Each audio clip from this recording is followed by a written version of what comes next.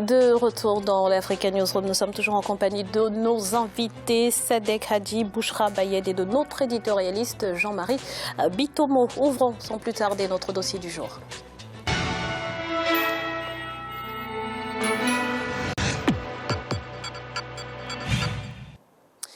Plus rien ne semble désormais se penser en matière d'affaires au royaume chérifien sans y associer le continent. Une véritable offensive africaine a en effet été lancée par le roi Mohamed VI, une offensive politique mais surtout économique. Gros plan avec Birama Saoudera.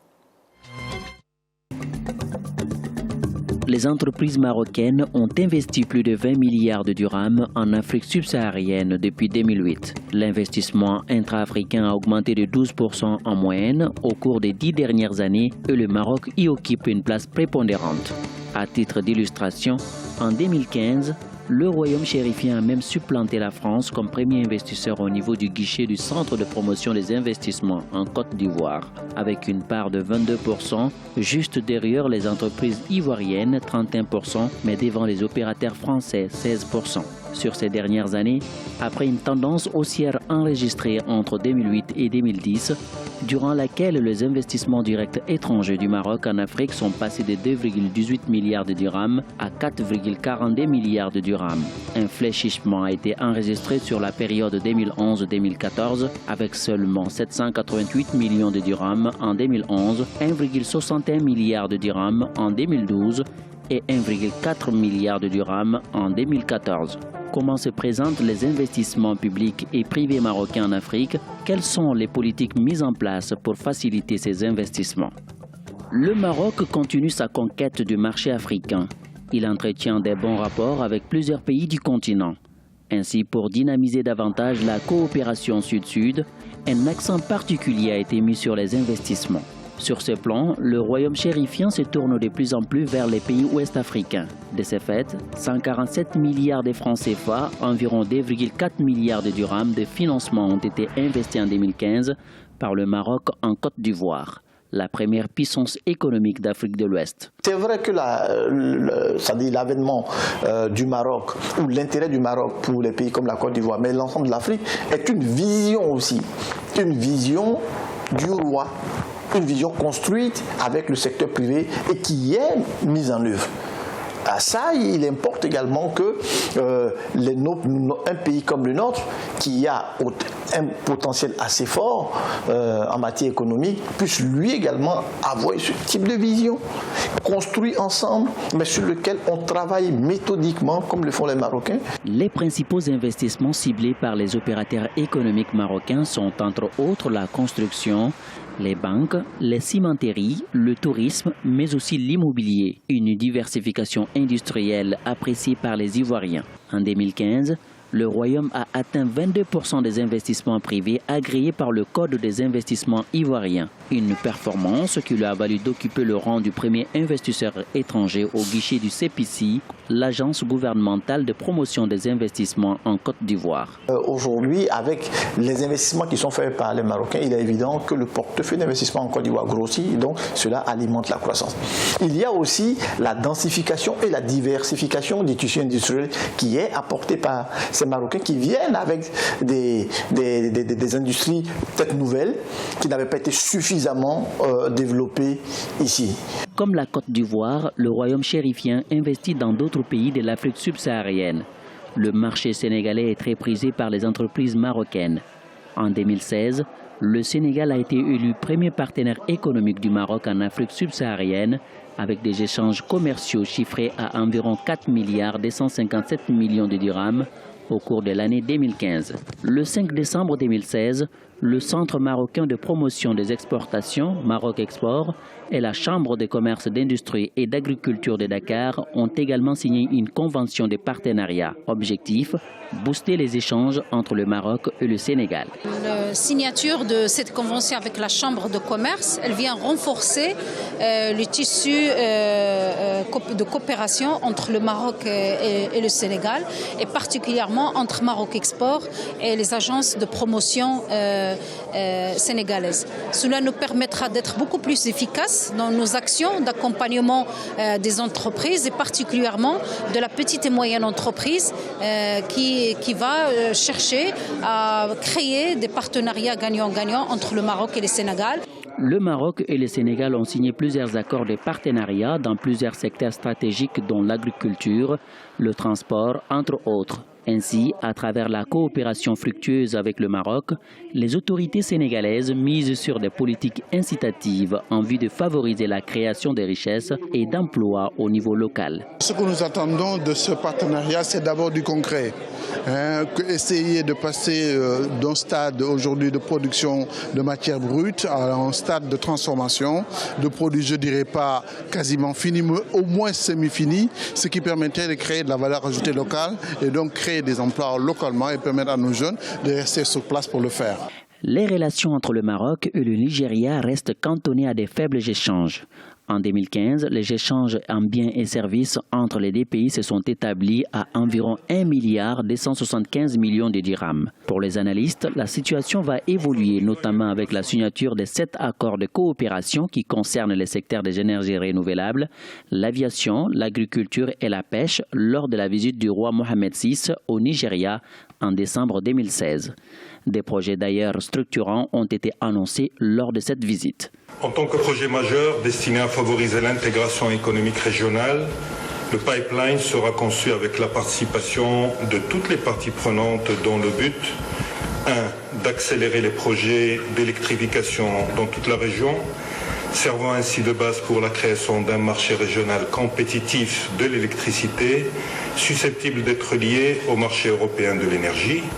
2. De développer des pôles industriels intégrés dans la sous-région, dans des secteurs tels que l'industrie, l'agrobusiness et les engrais, en vue d'attirer des capitaux étrangers et d'améliorer la compétitivité des exportations.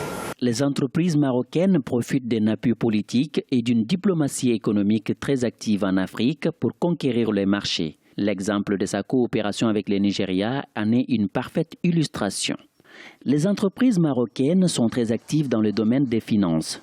Les 3 premiers groupes bancaires marocains que sont Attijari Wafa Bank, Banque marocaine du commerce extérieur, BMC Bank, et la Banque populaire ont aussi largement investi en Afrique de l'Ouest et en Afrique centrale. S'appuyant sur les bonnes relations entre le Royaume et de nombreux États du continent, ces 3 groupes ont acquis ou créé de nombreuses filiales.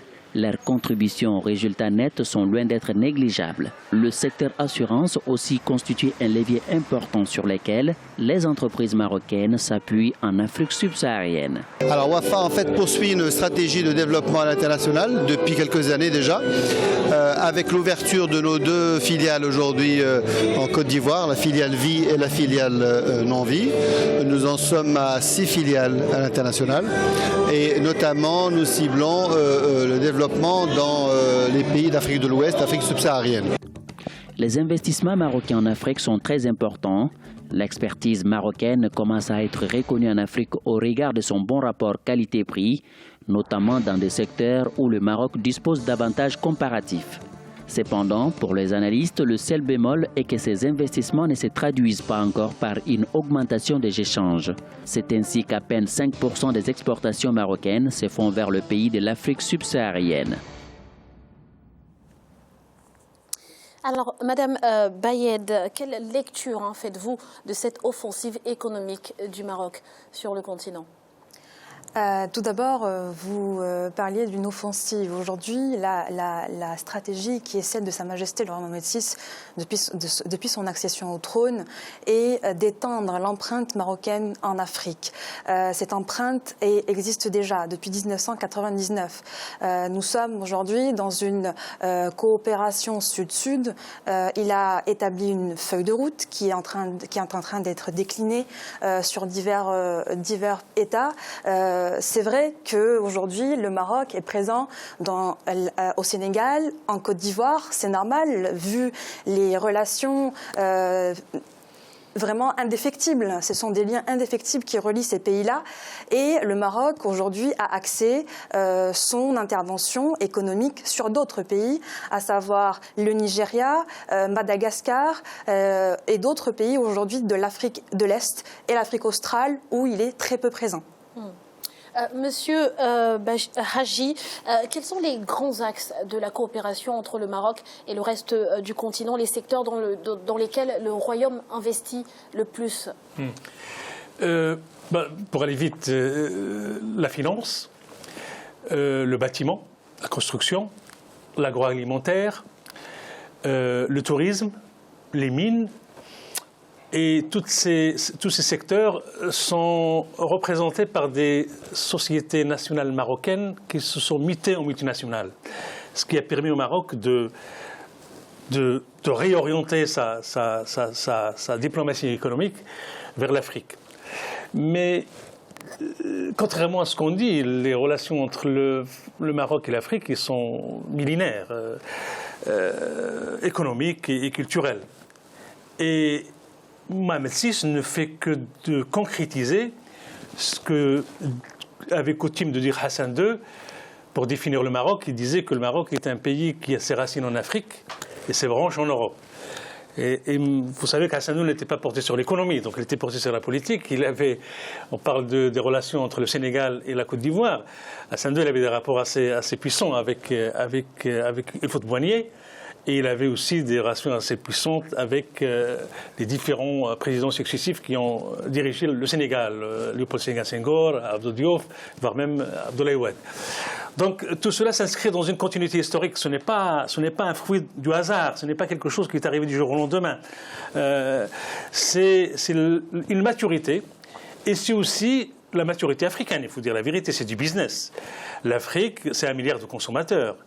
C'est un avenir, certainement, ce n'est pas un continent qui va rester à l'écart de développement humain du monde entier. Il y a tous les signaux sont là pour faire de l'Afrique un continent prospère dans l'avenir. On le souhaite. Si on dépasse les petits problèmes politiques comme ce qui se passe en Gambie et ailleurs, je pense que tout est là pour faire de ce continent un continent prospère et un continent où les hommes et les femmes africaines puissent vivre dignement sans risquer leur vie et traverser les océans et les mers pour venir en Europe. Et je crois que le Maroc a capté cette situation, et pas que le Maroc. Il y a l'Inde, il y a la Turquie, il y a la Chine, et le Maroc, il est en concurrence avec ces pays-là, même s'il n'a pas les épaules de ces grandes puissances. Madame Bayet, je vois que vous avez envie de réagir, allez-y.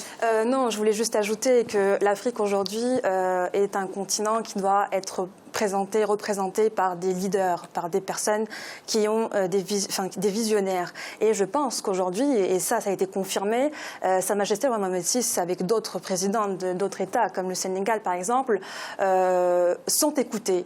Leur parole est reconnue sur l'échelle mondiale. Sa Majesté Mohamed VI l'a prouvé avec la situation aujourd'hui marocaine, qui est d'abord économique, mais aussi diplomatique. Il y a aujourd'hui des relations qui sont reconnues sur l'échelle mondiale. Et si aujourd'hui on prend en compte cette intégration du Maroc, une intégration économique bien évidemment, nous allons porter les couleurs, avec une seule couleur de l'Afrique, porter cela avec des représentants. Si on prend par exemple l'exemple de l'Union européenne, aujourd'hui il y a la France, il y a l'Allemagne. Donc faisons en sorte qu'il y ait des porteurs de ces voix-là en termes économiques. Alors, Jean-Marie, ces investissements du Maroc sur l'ensemble du continent ne sont-ils pas un petit peu stratégiques également? On a l'impression que le Maroc a envie de gagner les cœurs en échange peut-être d'un soutien en vue d'un retour au sein de l'Union africaine. Qu'en est-il? Je pense que la diplomatie économique marocaine est une diplomatie qui est dynamique depuis un certain temps. Tout simplement pourquoi? Parce que il y a un autre invité qui a refait l'historique, c'est-à-dire des liens du Maroc. Le Maroc a une position centrale, si vous voulez, en Afrique. Tout simplement, pourquoi? Parce que le Maroc est beaucoup plus dynamique quand on compare un État à côté, qui est l'État algérien, qui a beaucoup plus de moyens que le Maroc. Le Maroc est dans une diplomatie économique qui vise à l'intégration, si vous voulez, de l'Afrique en tant que telle. Et cela date du roi Hassan II en tant que tel. Mais le roi Hassan II était beaucoup plus dans la dimension politique. Dans cette dimension politique-là, il ne faut pas oublier que voilà les gens qui ont supporté les Mandela en Afrique du Sud et tout ce qui s'ensuit, c'est-à-dire Hassan II père. Le fils arrive maintenant. Nous sommes dans le mouvement de la mondialisation. Dans ce mouvement de la mondialisation-là, il est important de créer des stratégies, c'est-à-dire des mouvements économiques stratégiques qui visent à créer des blocs pour que l'Afrique puisse en sortir. Là, j'ai quelque chose qui, dans le reportage tout à l'heure, qui me semble intéressant, à savoir que le Maroc, maintenant, quand vous prenez le Maroc, vous prenez le Nigeria en Afrique, vous prenez l'Afrique du Sud, si vous avez une coopération de ces États-là, et pour peu que l'Égypte et l'Algérie soient suffisamment dynamiques, c'est-à-dire ce que notre invité disait tout à l'heure, on est capable de pouvoir créer des synergies qui font en sorte que l'Afrique sorte par le haut. Le développement humain sera présent et j'estime que la dynamique qui a été mise en place par le roi Mohamed VI, c'est une bonne dynamique et la plupart des chefs d'État africains doivent suivre cette coopération sud-sud-là qui obéit à notre proximité culturelle et géographique qui fait en sorte que dans le business, les affaires se font beaucoup plus facilement qu'avec le gap qu'on peut avoir avec la psychologie culturelle des Occidentaux. Madame Bayed, pour revenir à la question, il y a un petit peu de stratégie là-dedans, dans ces investissements. Le Maroc essaie quelque part quand même de rattacher à sa cause quelques-uns des États africains. Notre journaliste l'a dit tout à l'heure, le Maroc est africain avant tout. Je pense qu'il n'est pas...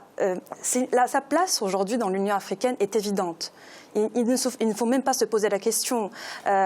Aujourd'hui, je ne pense pas que l'Union africaine ait fait grand-chose depuis la sortie du Maroc. Et le Maroc, à côté, en parallèle, a bien avancé. Il est aujourd'hui reconnu mondialement, en Europe, en Afrique. Et je pense pensez que sans le Maroc, l'Union africaine est paralysée? C'est ce que vous dites. L'Union africaine n'a pas beaucoup avancé. L'Union africaine a fait quelques plans économiques qui n'ont pas beaucoup abouti. Et selon vous, cela est dû au retrait du Maroc? Non, cela n'est pas dû au retrait du Maroc. Je pense que l'intégration du Maroc, aujourd'hui, à l'état actuel, le Maroc est un hub africain qui regroupe plusieurs entreprises multinationales qui sont aujourd'hui, ils ne viennent pas au Maroc parce qu'il fait beau, ils viennent au Maroc parce qu'il y a du business. Et aujourd'hui, il faut voir le Maroc comme un partenariat win-win. On est aujourd'hui dans une coopération sud-sud, certes, mais c'est un pays dont l'Afrique a besoin. Aujourd'hui, si le Maroc intègre l'Union africaine, ce n'est pas un cadeau, c'est parce qu'on a besoin de lui. Merci Madame Bayed. Voici un rappel des titres qui ont été développés en début d'émission. Les pressions diplomatiques n'ont rien changé. En Gambie, le président Yahya Jammeh reste déterminé à se maintenir au pouvoir. Et puis en Libye, le gouvernement d'union nationale a été fragilisé. Il doit faire face à la démission de son ministre de l'Intérieur et d'un de ses vice-premiers ministres. Nous allons à présent marquer une nouvelle pause. On se retrouve dans quelques instants pour la troisième partie de l'Africa News. À tout de suite.